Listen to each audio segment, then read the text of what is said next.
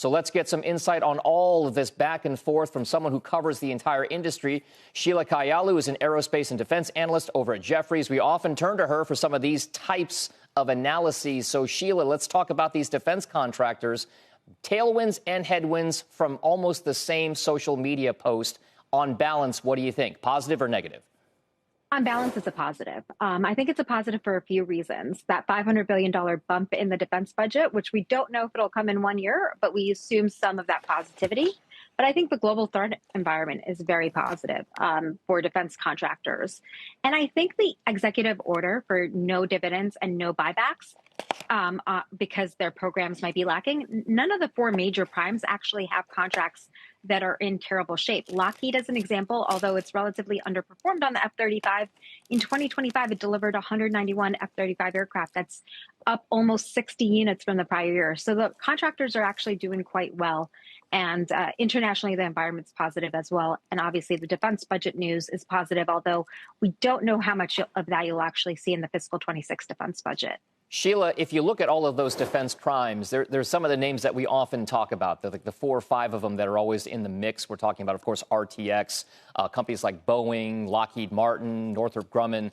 Are there any ones that stand out to you as top picks, given kind of what you know about what the administration's tilt is towards these things, like buyback restrictions and dividend restrictions, executive compensation, and which of these companies are, so to speak, on time or on kind of like schedule with their deliveries? Sure. Well, the executive order, which limits buybacks and dividends, is great for Boeing because they don't have one. So we've been a big supporter of Boeing and continue to support it for its commercial production ramp.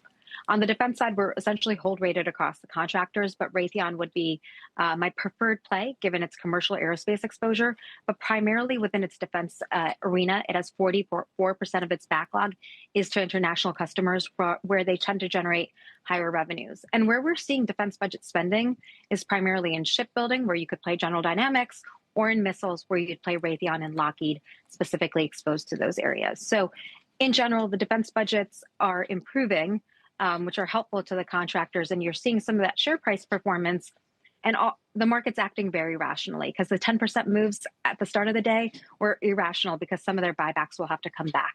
And the companies in general, the contractors, provide 55% of their free cash flow towards buybacks and dividends. So if we cut that, it'll, of course, cut their earnings power slightly.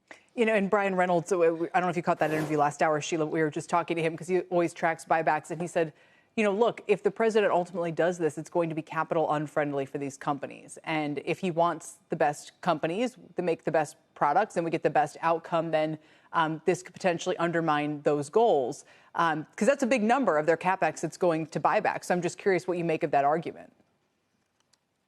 I think the defense company contractors are actually very equally split. So they invest about 55% back to shareholders via dividends and buybacks, and the remaining 45% is back to capital expenditures and R&D. So they are quite balanced. But what I think it'll get the defense contractors to do is perhaps become more nimble. What we've seen is the rise of Anduril, companies like Firefly and Voyager, which recently went public. So perhaps more nimble companies will emerge. AeroVironment is another example where we have a buy rating. So the defense contractors might even change form with the executive order, because if they can't do buybacks and dividends, where else do they deploy, given they deploy so much into their CapEx already?